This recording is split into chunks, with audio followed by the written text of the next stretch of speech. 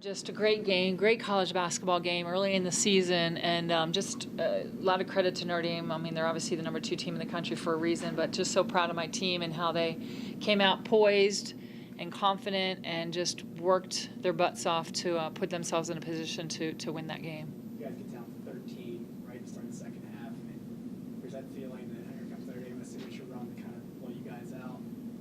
What did you guys change there to keep this thing competitive and take it down the wire?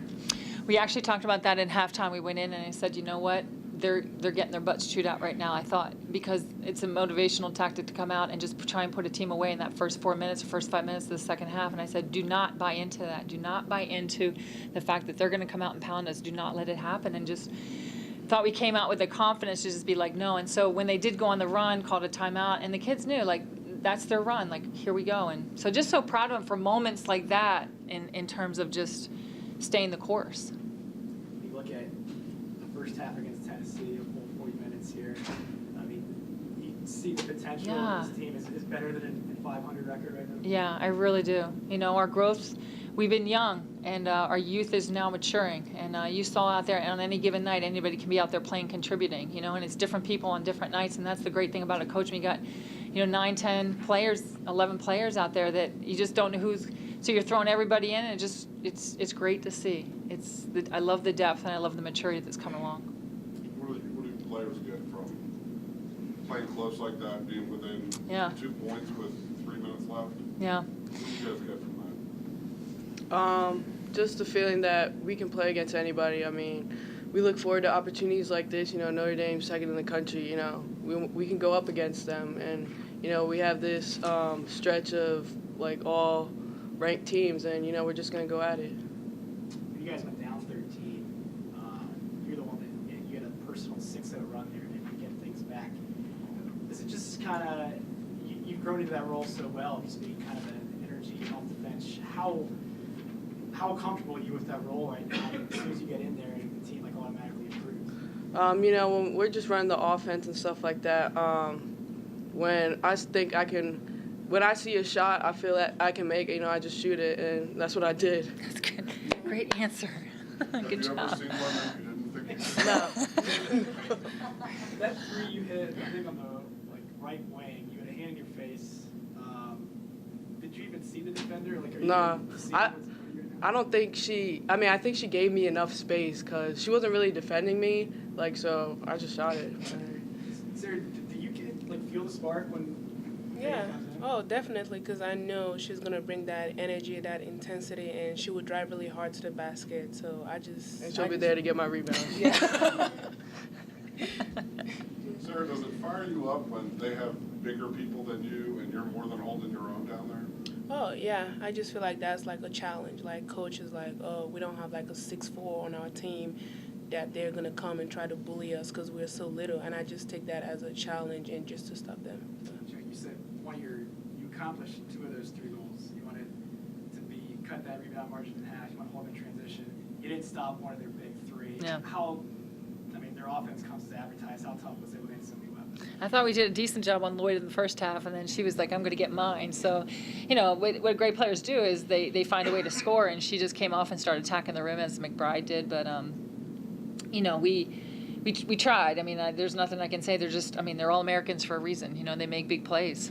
71-69, end of the shot clock. McBride kind of throws up some junk outside the lane. I mean, how kind of backbreaking was that? It was. But you know what? She's made those before. It's kind of like, it's not that you expect it, but you're not surprised, But those are the shots that are going to kill us. And, down the other end, I just thought we didn't have as much patience this last 5 minutes that we did against Virginia Tech, and that's just a learning curve for us.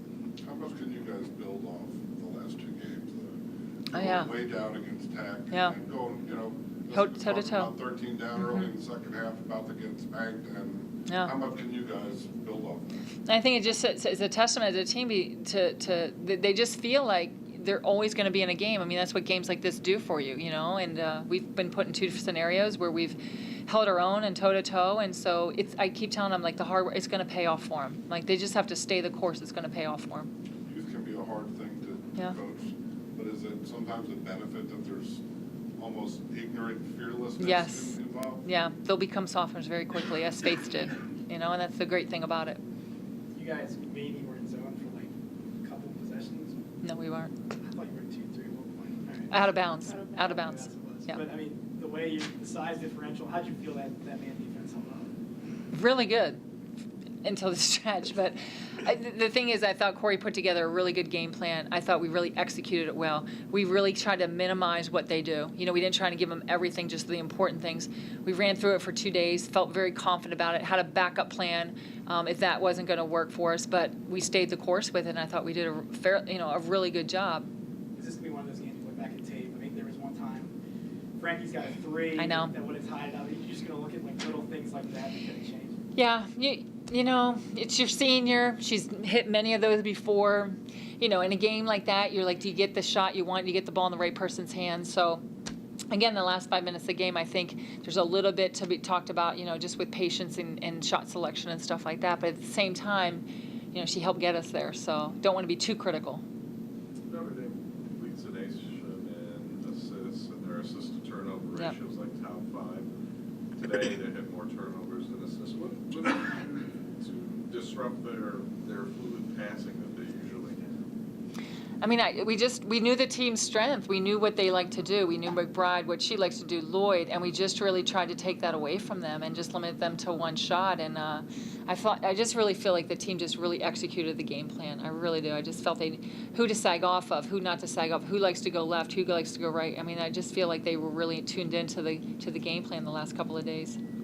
What did you take advantage of in terms of offensively against their defense? Did you see something that you could drive on them? Was it that you were quicker than them, or? You just watch film as a coach, you try and exploit the same thing. I mean, it's what coaches do. You try and exploit. So the kids knew who we needed to attack, and I thought they did a good job at it. Have you ever gotten on the bike like that after a game? Yeah, maybe not here, but in the past, yeah. Great crowd, though. I mean, when you talk about wanting a 6-man, I mean, Faith's our 6-man on the bench, but that crowd was our 6-man, and that just energy in that gym, it helps. It really helps, and if we could have that every night, that would be awesome. So you can talk about the matchup with Joe over there. You guys both put up pretty big numbers.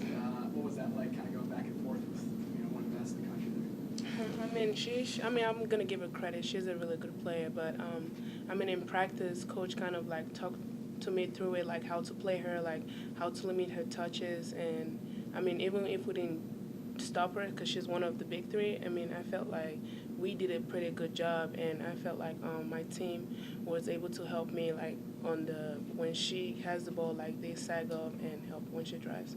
So. Do you guys have to be careful not to make this stretch of 4 ranked games, 3 top 10 teams in a row, not let it define what? Exactly. There's a lot of basketball after that. We just told him, I said, this second game of the season, you go long. I mean, the great thing about it is I can sit in this locker room after these 2 games and say, look at what we can do, and just take one game at a time, and it's not going to define us. And we just have to stay the course, and that's the thing. Like, I just keep telling them the hard work's going to pay off. Where it pays off, I don't know, but it will pay off. And so we're not going to get into this, this 4-game stretch. What are we going to do? We're going to take it every practice, every game, and the work will pay off. Notre Dame seemed to gain an upper hand at the end of the first half and then at the end of the second half. What was it that they have that enabled them to do that? Great teams are supposed to do that, and they did it. That's why they're number 2 in the country. They know how to play at that level. And like you said, end of the half, coming out in the first half, how to finish a game. I mean, that's you expect that of your team when you're at that level.